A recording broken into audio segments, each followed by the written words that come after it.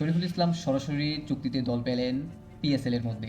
বলতে গেলে Pakistan premier league শুরু হবে ২০২৬ মার্চ থেকে। বলতে গেলে শরীফুল ইসলামকে সরাসরি চুক্তিতে ভিড়িয়ে নিল। এর আগে পেশাদার জামলি ওয়ারিয়ার্স নাহিদ রানাকে একাদশে ভিড়িয়েছিল। এবার পিএসএল এর মধ্যে এক গ্রুপে অর্থাৎ লাহোর কালান্দার্সের হয়ে পারভেজ হোসেন ইমনকে দেখা যাবে এবং পেশাদার জামলি ফ্র্যাঞ্চাইজির হয়ে দেখা যাবে নাহিদ রানা এবং আমাদের অন্যতম স্পিচ মাস্টার হচ্ছে শরীফুল ইসলামকে। শরীফুল ইসলামকে রীতিমতো দীর্ঘদিন যাবৎ পর এবং পিএসএল শুরু হওয়ার আগে ক্রয় করলো। বলতে গেলে শরীফুল ইসলামের জন্য একটা অ্যাডভান্টেজ এবং সুযোগের একটা বিষয়।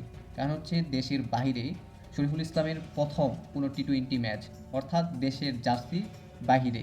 আশা করব শরীফুল ইসলাম পিএসএল এর মধ্যে নিজের সর্বোচ্চটা দেবে এবং পিএসএল এর মধ্যে সর্বোচ্চ উইকেট টেকার হবে।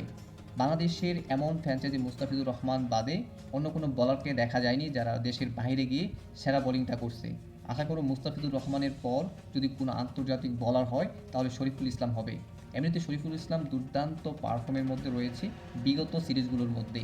সেটা হচ্ছে যে যার কারণে টি-20 স্কোয়াডের মধ্যে বারবার সুযোগ পাচ্ছেন, যার কারণে হয়তোবা জামলি তাকে একাদশের মধ্যে ভিড়িয়েছেন এবং পেশাদার জামলি রীতিমতো সুন্দর একটা দল গুছিয়েছেন, যেটা আমরা বারবারই দেখে আসছি।